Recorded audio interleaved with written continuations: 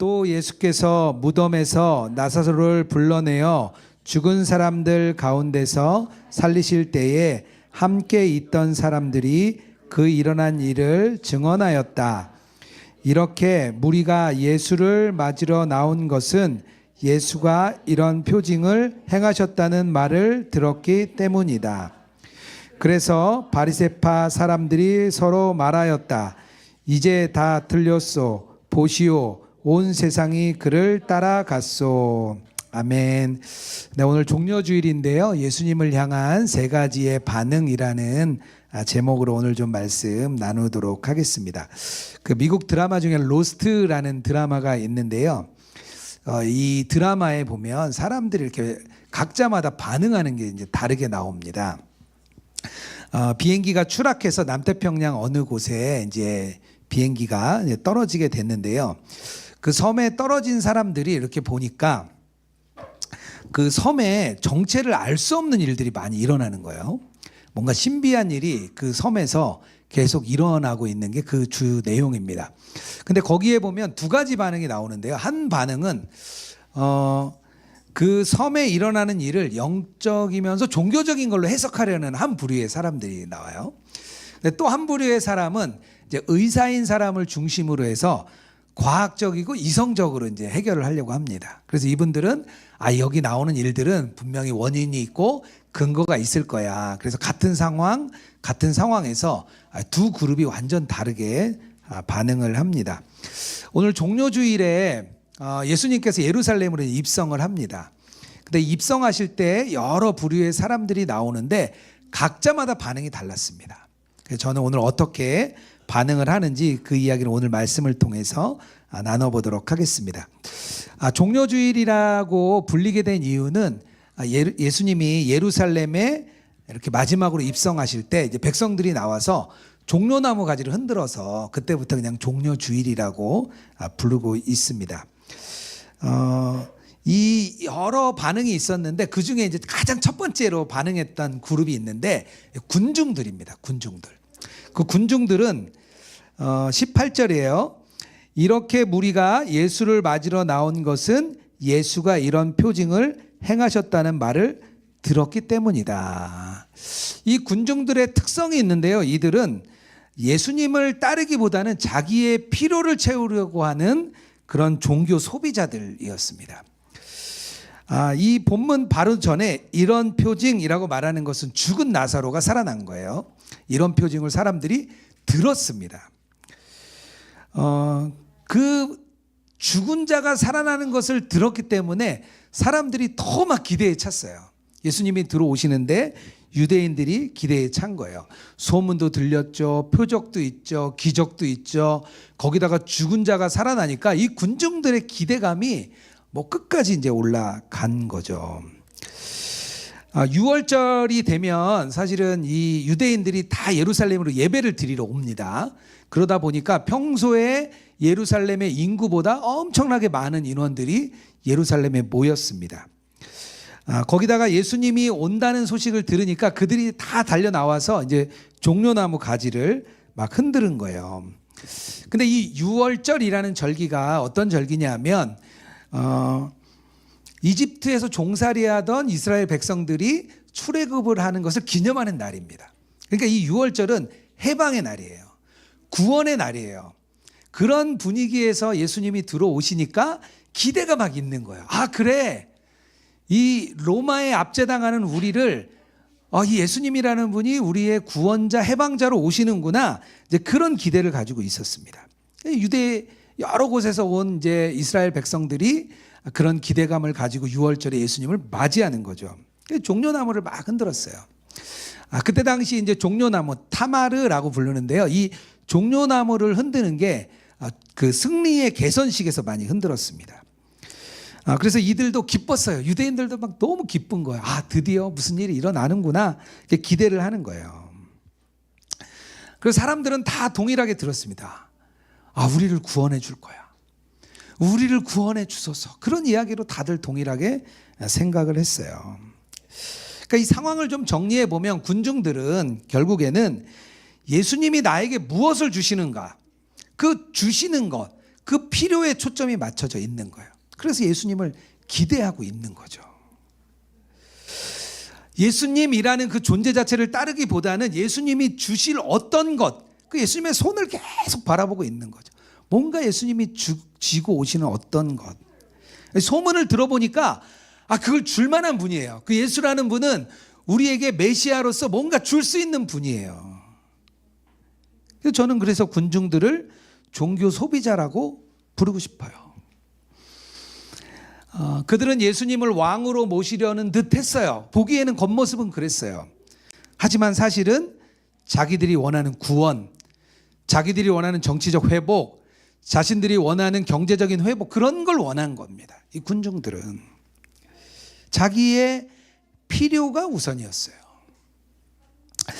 남유다의 마지막 왕이 시드기야였거든요. 이 시드기야도 늘 하나님께 뭘 받기를 원해요. 시드기야 왕이 위기가 닥칠 때마다 예레미야 선지자를 부릅니다. 예레미야 선지자를 계속 불러가지고요, 하나님의 말씀을 듣고 싶어해요. 근데 그가 듣고 싶었던 하나님의 말씀은 무엇이냐면 하나님이 우리를 구원하실 거야 라는 말을 듣고 싶었어요. 그런데 예레미야는 하나님의 말씀을 아주 정직하게 계속해서 얘기합니다. 예레미야서 37장 17절이에요. 하루는 시드기야 왕이 사람을 보내어 예레미야를 왕궁으로 데려와서 그에게 은밀히 물어보았다. 주님께서 무슨 말씀을 하신 것이 없습니까? 그때 예레미야가 대답하였다. 있습니다. 예레미야가 계속 말하였다. 임금께서는 바벨로니아 왕의 손아귀에 들어갈 것입니다. 이거 자기가 원하던 말이 아닌 거예요. 예레미야 계속 얘기해요. 회개해라. 하나님의 징계를 받아라. 바벨론으로 끌려가라. 그럼 하나님이 70년 후에 다시 돌아오게 하겠다. 동일한 메시지를 계속해서 외쳐요. 근데 이 시드기야 왕은 그 말씀을 듣기 원하지 않아요.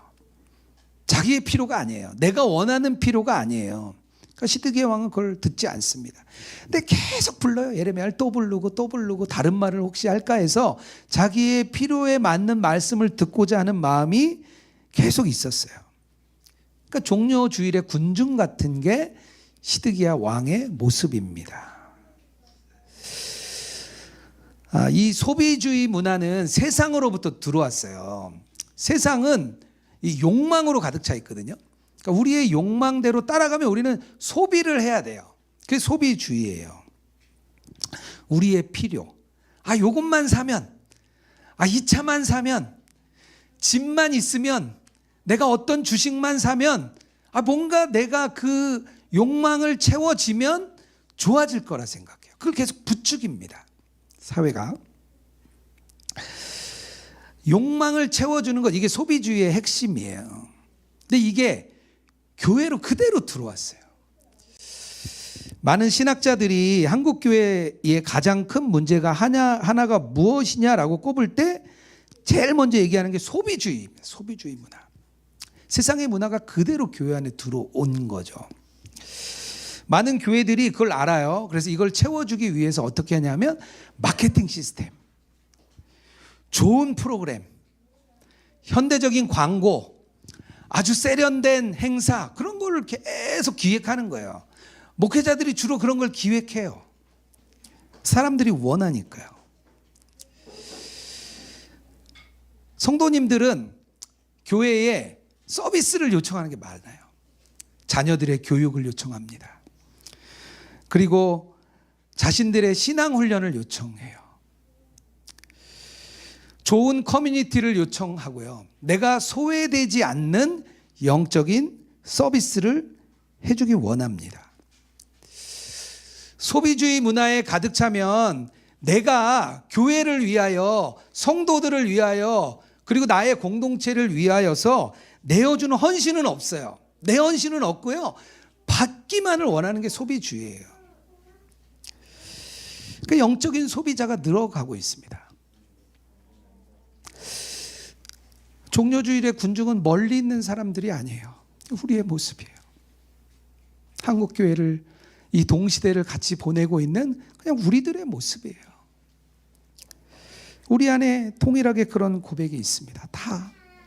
우리가 예수님을 나의 주인, 나의 왕이라 말하지만 우리가 예수님이 주시는 어떤 문제 해결, 나의 성취, 나의 기대, 그런 걸 채워주는 걸 우리가 늘 원해요. 우리의 기도 제목을 보면 압니다. 우리가 종려주일의 군중을 바라볼 때 우리가 그들을 비판할 게 아니고요, 그냥 우리의 모습이야. 그냥 정직하게 고백하는 거예요. 주님, 그게 우리 모습입니다. 그렇게 고백하는 거예요. 그게 오늘 군중들을 바라보는 우리의 자세가 되어야 됩니다. 두 번째 부류의 반응이 있었는데요. 두 번째 부류의 반응은 바리새인들입니다. 그들은 외적인 경건주의자였어요. 19절이에요. 그래서 바리새파 사람들이 서로 말하였다. 이제 다 틀렸어. 보시오. 온 세상이 그를 따라갔소. 바리새인들의 문제는 경건의 본질을 따른 게 아니에요. 그들은 자신들이 가지고 있는 형식과 체계와 자기의가 기준이 되었습니다. 그걸 더 붙든 거예요. 그들은 하나님을 사랑한다고 말을 했어요. 그런데 그들이 가지고 있는 율법에 대한 해석, 장로의 유전, 교회에 내려오는 여러 문화들, 그것들이 더 중요하다고 생각했던 게 바리새인들이에요. 그래서 그들을 외적인 경건주의자라고 부르고 싶은 거예요. 근데 바리새인들은 사실은 하나님을 진짜 사랑하고요, 하나님의 말씀을 지키려고 했던 되게 신실한 사람들이었어요. 그게 원래 바리새인들의 출발점이었습니다. 그들은 이 유대 민족, 이스라엘 백성들의 마지막 보루였어요. 1세기 유대 사회에 그 제사장들, 사두개인들이 이제 성전 문화를 꽉 붙잡고 있었는데 그게 다 타락했거든요. 바리새인들을 따르는 게 사실은 유대인들의 마음이었어요. 그래, 당신들이 우리의 마지막 희망이야. 경건했거든요. 근데 그들이 점점 하나님보다 자신의 해석, 자신들의 의, 그런 게 더 강해진 거예요. 그들은 예수님을 환영하지 못합니다. 오늘 말씀에 환영하지 못하잖아요. 왜냐하면 예수님이 자기가 가지고 있는 그 기준이 있는데 기준에 미치지 못하는 거예요. 예수님이 죄인들하고 식사를 합니다. 죄인하고 식사하면 같이 부정해지는 거거든요. 근데 그 죄인들하고 식사를 해요. 아니, 안식일에 일하면 안 되는데 예수님 일을 하시는 거예요. 예수님이 외적인 거 자꾸 중요하지 않다는 거예요. 너희들 마음이 중요하다는 거예요. 그러니까 이 바리새인들이 자기들이 기준을 가지고 있고 생각하는 거와 너무 다르신 거예요, 예수님은. 그러니까 자기들이 보기에 예수님은 자신들이 가지고 있는 이 기준을 완전히 흔들어 버리는 그런 사람으로 보인 거예요. 자기들이 가진 기득권도 무너질 것 같은 거예요. 원래 바리새인들이 참 좋은 사람들이었어요. 하나님의 그 메시아가 오기를 기다리던 그런 사람들이었어요. 근데 하나님이 오셔서 자신의 기준과 자기의 기대를 넘어서서 일하니까 그게 받아들이지 않는 거예요. 내 기준에 맞지 않으니까요. 자기들이 그림을 가지고 있었어요. 하나님은 오시면 이렇게 해야 돼. 메시아가 오시면 이렇게 일해야 돼. 그 자기들의 기준이 가득했습니다. 갈라디아서에 가면 사도 바울이 떠난 뒤에 예루살렘으로부터 한 부류의 사람들이 내려옵니다.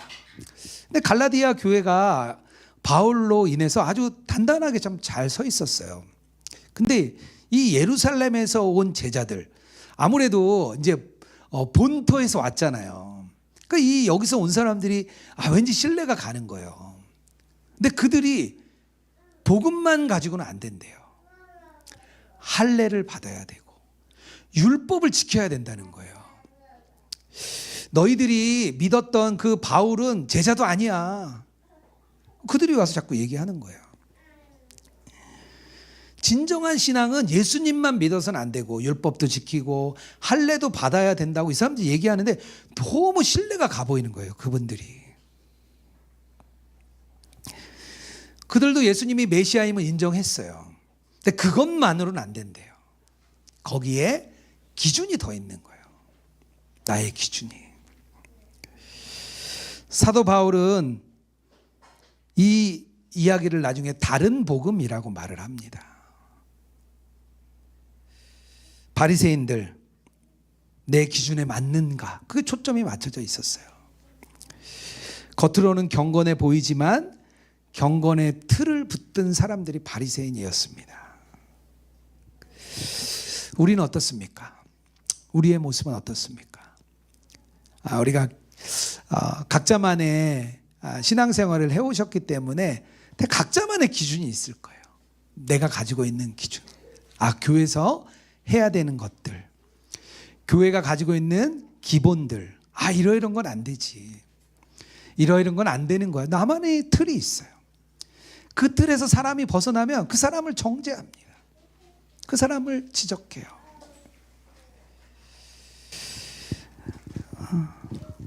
그 기준들이 가만 생각해 보면요, 그냥 내가 평생 신앙생활 하면서 보았던 것, 내 안에 만들어진 교회 문화예요. 문화의 틀에 갇혔는데 그게 기준이라고 생각을 하는 거죠. 예수님은 지금도 우리의 생각을 넘어서 활동하십니다. 내 계획을 흔들기도 하고요. 내 자존심을 땅바닥에 떨어뜨리시기도 합니다. 우리가 가지고 있는, 우리가 옳다고 생각한 어떤 틀을 완전히 깨뜨려 버리세요. 그때 사람들의 마음이 드러납니다. 내가 진짜 뭘 붙들고 있었는지, 내가 무엇을 기준으로 삼고 있는지 그때 드러나요. 우리가 자기 기준, 자기 기대, 자기 의를 붙들면 우리가 이렇게 외적인 경건주의자가 됩니다. 겉으로는 경건해 보이나, 경건의 모양은 있으나 실제는 경건하지 않은, 하나님 보시기에 경건하지 않은 그런 모습으로 우리가 갈 수 있어요.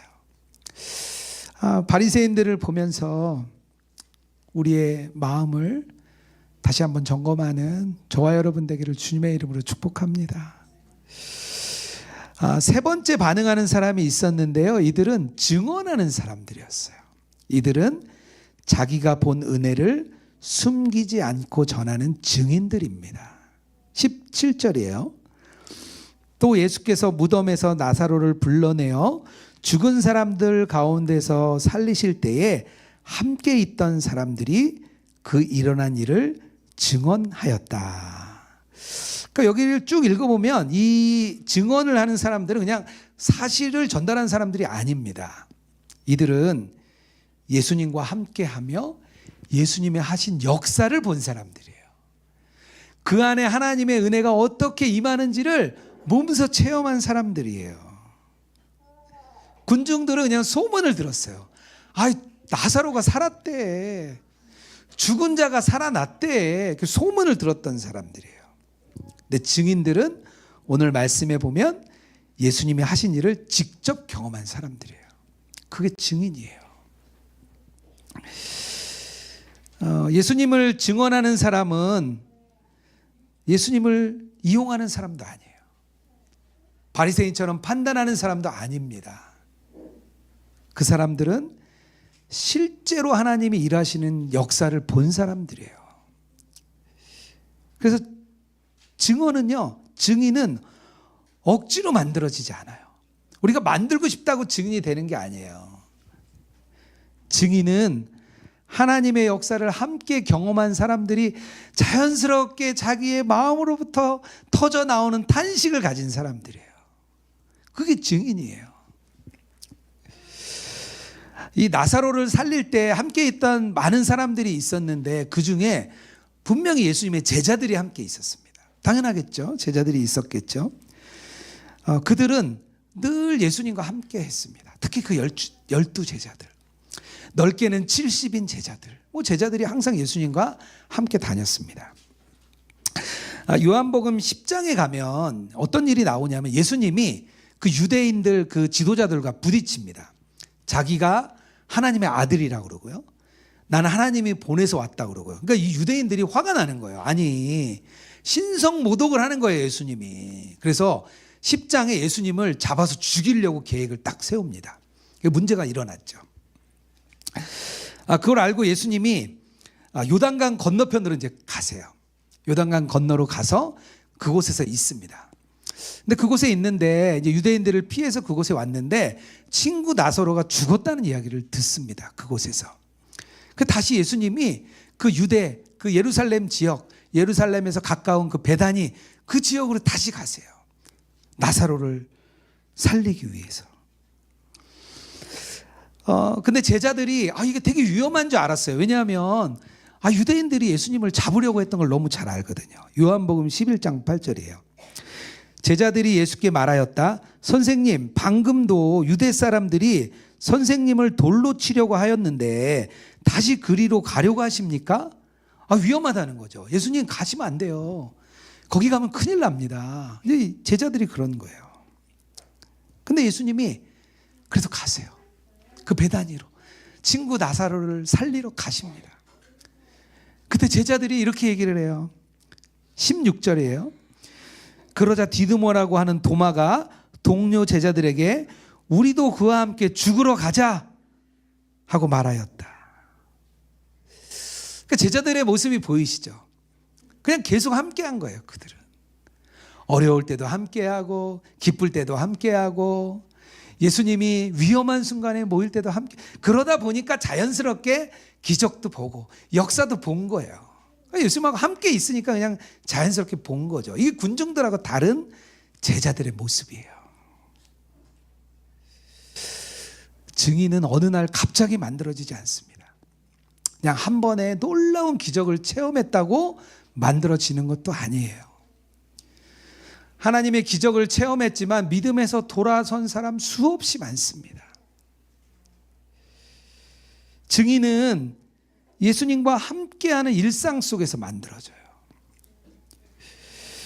예수님이 위협받을 때, 예수님과 함께 고난받을 때, 예수님과 함께 즐거워할 때, 예수님과 함께 하여튼 모든 일상을 그냥 예수님과 함께 하다 보면 그냥 증인이 되는 거예요. 되어지는 거예요. 교회에 오래 다녀도 증인이라고 말할 수 없는 분들이 참 많습니다. 왜 그렇죠? 왜 교회에 오래 다니고 예수님을 오래 믿었는데 왜 우리는 그들을 증인이라고 부르지 않죠? 예수님에 대해서 듣기만 한 거예요. 들었어요. 은혜를 들었어요. 은혜가 많더라. 그 교회에 은혜가 많더라. 그분 참 은혜가 많더라. 들은 거예요. 들은 거예요. 예수님과 함께하는 시간이 쌓이지 않은 거예요. 예수님과 함께하는 시간들이 조금씩 쌓이는 거예요. 일상을 예수님과 함께 보내야 돼요. 우리가 막 벽돌을 하나씩 쌓잖아요. 담을 쌓을 때는요, 벽돌을 하나씩 쌓는 거예요. 한 번에 담을 쌓지 않아요. 근데 그 벽돌이 하나씩 쌓이다 보면 뭐 어느 날은 일이 넘어갔다 왔다 갔다 할 수 있죠. 근데 그 담이 높아지면요, 아주 굳건한 담이 됩니다. 일상을 매일 쌓아간 사람들이 나중에 누리는 은혜예요. 그래서 일상은 거룩한 은혜의 순간이다라고 주님은 말하십니다. 일상을 우리가 이렇게 들여다보잖아요. 그럼 주님의 은혜가 있어요. 사람들은 되게 큰 체험을 원합니다. 어떤 큰 집회에서 받는 은혜를 원해요. 어떤 많은 사람들이 모였을 때 받는 은혜를 원해요. 우리는 뭔가 큰 곳에 가면 은혜가 있을 거라고 생각해요. 그런데 주님은 아주 세밀하게 역사하십니다. 우리의 평범한 일상 가운데 주님은 특별하게 일하세요. 그래서 우리에게는 평범한 일상이 아니라 비범한 일상이 됩니다. 그 일상이 쌓이는 거예요. 저희가 지난주에 북클럽 모임을 했는데요. 저희의 읽었던 책 제목이 주목할 만한 일상이라는 책입니다. 프레드릭 비크너라는 목사님인데요. 제가 굉장히 영향을 받은 굉장히 그런 목사님이에요. 제가 너무 좋아하는 그런 목사님이신데 이 목사님이 일상의 소중함을 아주 잘 이야기해 주시는 그런 분입니다. 비크너 목사님은 일상이 하나님께서 우리에게 말을 거시는 은혜의 시작이다라고 이렇게 말씀을 하셨어요. 그러니까 우리가 하나님이 어디선가 누군가에게 말씀을 하신다면 그것은 바로 어디냐? 우리의 일상 가운데라는 거예요. 예수님이 우리에게 그렇게 말씀을 거시는 곳이 우리의 작은 일상이라고 말씀을 하셨습니다. 그래서 우리가 살아가는 막 일상에서 기쁨도 있고 즐거움도 있고 아픔도 있고 고난도 있잖아요. 그 순간순간 속에 하나님은 늘 역사하신다는 거예요. 우리에게 영적인 눈이 열린다는 것은 그런 일상 가운데 역사하시는 그 주님의 역사를 볼 수 있는 거예요. 그게 영적인 눈이 열리는 겁니다. 이 프레드릭 비크너 목사님이 이 일상의 은혜를 잘 전하고 싶어서 책을 쓰게 돼요. 본인이 9년 동안 고등학교 교목으로 이렇게 섬기셨어요. 근데 그 글을 쓰기 위해서 학교를 관두고 이제 글을 쓰기 시작합니다. 근데 글을 쓰려고 하는데 잘 안 되는 거예요. 뭔가 보여줘야 돼요. 직장도 관뒀어요. 이제 글을 써야 되는데 글이 안 써지는 거예요. 뭔가 마음에 막 부담은 있었습니다. 그래서 그냥 막 필사적으로 이분이 매달렸습니다. 근데 그 해에 특별한 일이 두 가지가 있었는데 마틴 루터 킹 목사님이 암살을 당하고요. 케네디 대통령이 또 암살을 당해요. 근데 그게 본인에게 마음의 무게감으로 나왔어요. 목사로서 내가 의미 있는 일을 해야 되는데 내가 지금 이거 뭐 하는 건가? 내가 글을 쓴다는 게 너무 멍청한 일 같았다고 얘기를 해요. 근데 그럭저럭 하여튼 책을 씁니다. 그래서 출판이 돼요. 근데 이 과정 중에 이 목사님이 너무 좌절해가지고 자기에 대한 두려움, 의심, 염려, 그 우울증이 와요. 굉장히 고생을 많이 하십니다.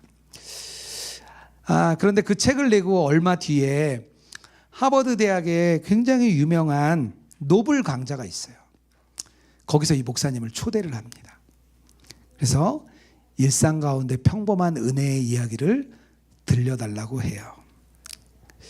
그 노블 강좌에서 이 프레드릭 비크너 목사님이 일상이 거룩한 은혜의 순간입니다라는 강의를 해요. 그게 굉장한 파급력을 줍니다. 그때부터 사람들이 이 비크너 목사님을 많이 불러요. 그리고 이분의 책, 이분의 글, 이분의 강의, 우리에게 일상이 중요하구나. 그것이 알려지기 시작합니다. 작은 일상들 속에 일하시는 하나님, 그걸 경험하는 게 우리에게 눈이 열려야 되는 거예요.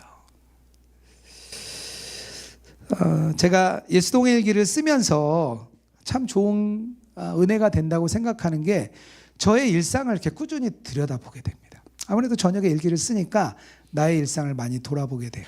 그래서 이렇게 일기를 다시 돌아보면 저의 이렇게 여러 상황들이 이렇게 그려져요. 제가 제 일기를 좀 찾다가 2019년 9월의 일기가 좀 제 마음에 남았습니다. 제가 좀 같이 좀 읽어볼게요. 6개월마다 있는 검사를 위해 아침 일찍 병원으로 향했습니다. 매번 검진 때마다 마음이 조마조마합니다. 평소에 관리를 잘했으면 좋았을 걸 하는 마음을 가집니다.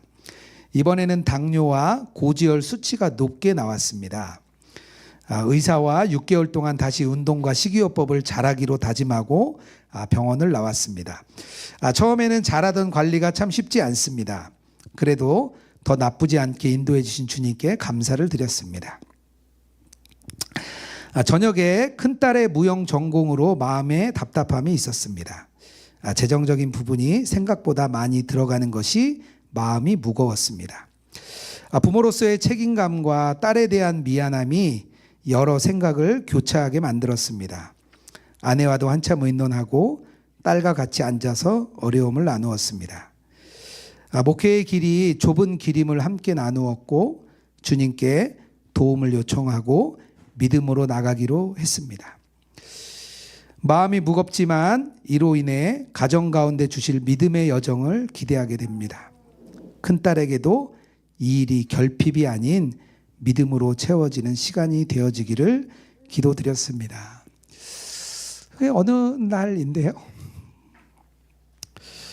건강의 문제, 재정의 문제. 다 쉽지 않았어요. 그냥 그날 은혜가 없는 날이죠, 사실은. 아, 내가 왜 이 길을 택했나 마음이 힘들었던 날이었습니다. 그런데 이 일기를 보니까요, 그냥 마지막이 은혜로 결론을 내렸어요. 주님을 붙들기로 하고 딸에게 그것이 너의 결핍이 아니라 하나님이 주시는 은혜의 길을 바란다고 이렇게 이야기를 했습니다. 그러니까 일상 속에 함께 하시는 주님을 그냥 붙든 거죠. 돌아보면 다 은혜로 지났어요. 지금 생각하니까 너무 감사한 일들이 너무 많아요. 우리 큰딸도 잘 컸고 우리 아이들도 다 잘 컸어요. 하나님이 키워주신 거죠. 그 일상의 은혜를 발견하는 게 참 기쁨이었습니다. 그 일상의 증인이 되는 거예요. 남들에게는 평범한 일상이지만 예수님과 동행하는 우리에게는 그 일상이 특별한 일상이 되는 겁니다. 크게 다른 거죠. 예수님 내 안에 계시고 실제로 역사하시고 내 삶의 말씀대로 순종할 때 일어나는 은혜가 있습니다. 그 사람은 더 이상 남의 이야기가 아니에요. 증인이 되는 겁니다. 오늘 종료주일입니다. 예루살렘으로 입성하는 예수님의 모습을 보고 세 가지의 부류의 반응이 있었습니까? 우리가 증인이 되길 원합니다. 군중도 아니고 바리새인도 아니고 예수님의 증인으로 서가시는 저와 여러분 되기를 주님의 이름으로 축복합니다. 같이 좀 찬양했으면 좋겠는데요. 내 삶은 주의 것이라는 찬양 올려드리고 우리의 예물도 하나님께 올려드리겠습니다.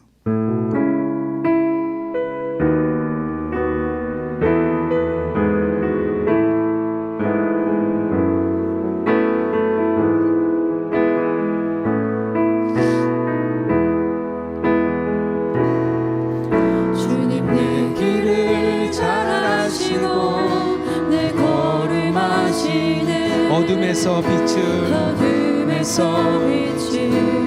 내시는 그분을 믿네. 무엇으로 주를 섬길지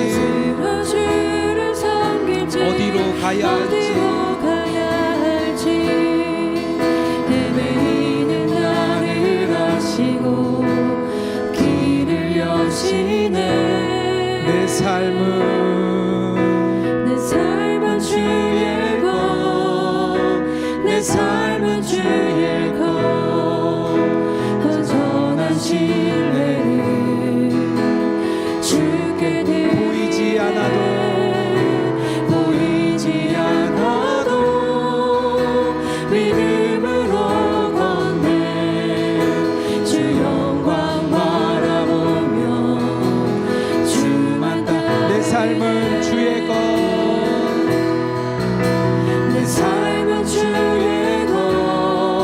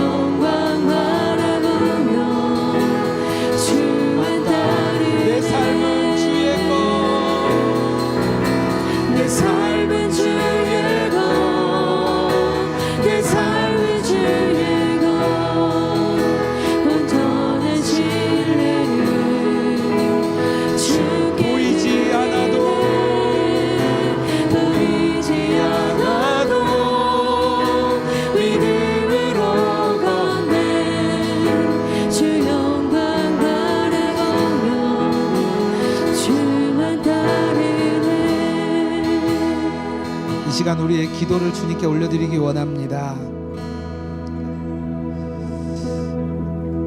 예수님이 우리에게 오시는데 우리는 늘 필요를 구합니다.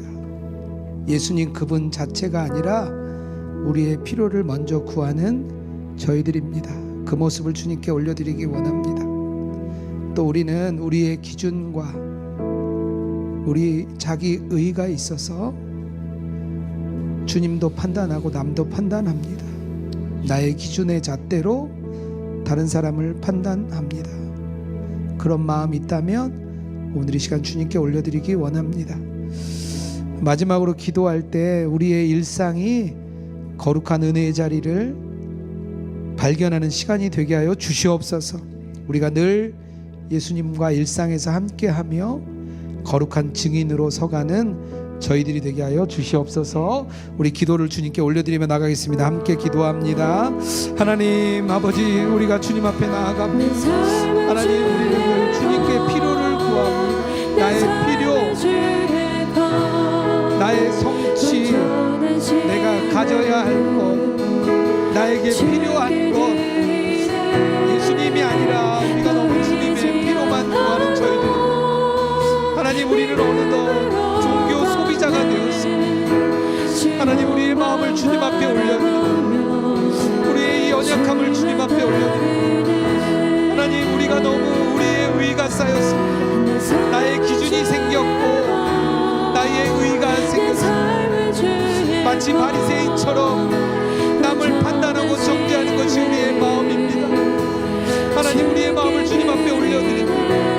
하나님, 우리의 마음이 부드러워지게 하여 주시옵소서.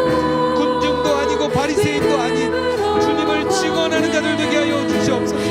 하나님, 우리가 주의 말씀을 따라 주님의 말씀대로 순종하는 삶이 되게 하시고 주의 말씀을 함께 보며 깨닫는 저희들 되게 하여 주시옵소서. 하나님, 우리의 일상이 은혜의 순간이 될 줄 믿습니다. 우리의 일상 가운데 역사하시는 하나님을 발견하는 저희들이 되게 하여 주시옵소서. 하나님, 우리의 삶 가운데 역사하여 주시옵소서. 하나님, 우리의 인생 가운데 역사하여 주시옵소서. 하나님, 우리의 삶 가운데 개입하여 주시옵소서. 우리의 인생을 책임져 주시옵소서. 아버지의 능력이 우리를 붙잡아 주시옵소서. 하나님의 능력으로 우리를 붙잡아 주시옵소서. 하나님의 은혜를 발견하는 자들 되기 원합니다. 일상이 은혜가 되기 원합니다. 주님과 동행하는 일상이 되기 원합니다. 하나님, 우리의 삶이 주님과 함께하는 삶이 되기 원합니다. 하나님, 우리 안에 갈망이 있습니다. 주님과 함께하고 싶은 갈망이 있습니다. 아버지, 우리 가운데 역사하여 우리 로그인처치 성도님들 한 분 한 분을 붙잡아 주시고 하나님, 그 일상 속에 역사하시는 하나님을 경험하는 저희들 되게 하여 주시옵소서. 하나님과 함께하는 삶, 주님과 동행하는 삶, 나의 일상이 은혜가 되는 삶, 그런 삶으로 나아가기 원합니다. 하나님, 우리는 주님의 부르심을 따라 걸어가는 자들입니다. 하나님 나라를 향하여 달려가는 자들입니다. 하나님, 우리의 일상 가운데 역사하시고 우리의 삶 가운데 주여 붙들어주시고 하나님, 우리를 주의 존전으로 이끌어주소서. 하나님, 우리가 온전히 주님과 함께하는 하나님 은혜의 순간들 되게 하여 주옵소서.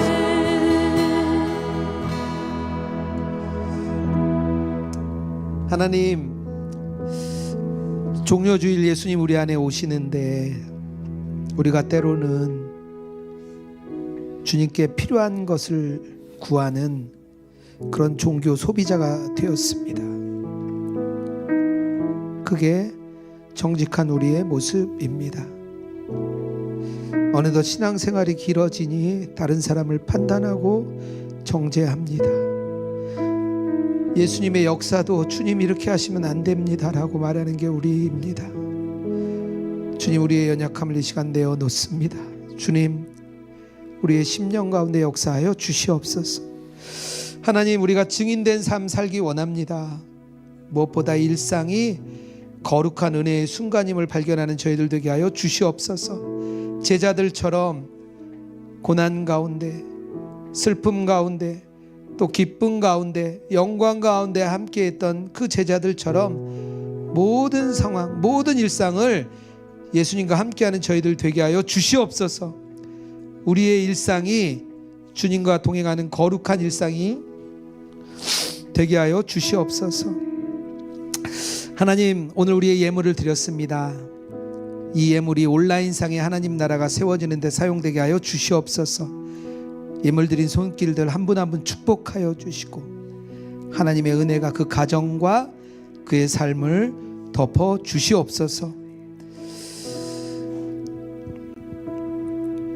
이제는 우리 주 예수 그리스도의 은혜와 하나님 아버지의 사랑과 성령의 교통하시고 동행하심이 일상에서 거룩한 은혜를 발견하며 달려나가는 우리 로그인 처치의 모든 동행의 증인들과 또 온라인상의 주의 백성 위에 이제로부터 영원토록 함께 하시기를 축원하옵나이다. 아멘.